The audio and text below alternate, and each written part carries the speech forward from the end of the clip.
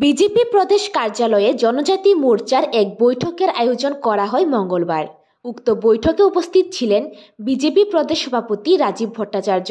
প্রদেশ বিজেপির সাধারণ সম্পাদক বিপিন দেববর্মা সহ আরও অন্যান্যরা। উক্ত বৈঠকে বক্তব্য রাখতে গিয়ে বিজেপি প্রদেশ সভাপতি রাজীব ভট্টাচার্য বলেন,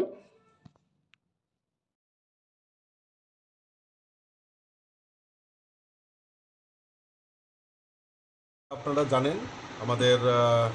জনজাতি মোর্চা, আমাদের আদরণীয় জনজাতি মোর্চার সভাপতি প্রাক্তন বিধায়ক পরিমল দেববর্মার নেতৃত্বে জনজাতি মোর্চার নতুন গঠিত হয়েছে এবং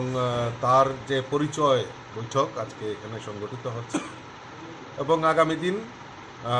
জনজাতি মোর্চা কিভাবে কাজ করবে এবং জনজাতি এলাকায় আমাদের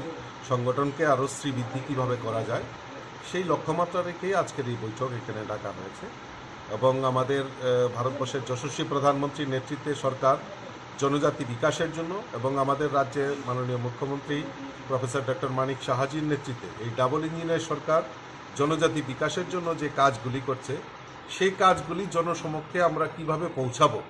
এবং আগামী লোকসভা নির্বাচনের যে প্রস্তুতি সেই প্রস্তুতি সম্পর্কেই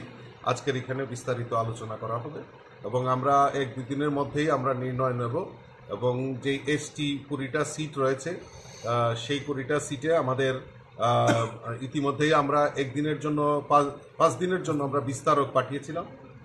তাদের রিপোর্টের উপর ভিত্তি করে যেখানে যেখানে আমাদের ঘাটতি রয়েছে সেই সমস্ত জায়গায় ঝাঁপিয়ে পড়ে সংগঠনকে আরও কীভাবে শক্তিশালী করা যায় সেই লক্ষ্যমাত্রা রেখে আজকের এই বৈঠক। রিপোর্ট জনদর্পণ।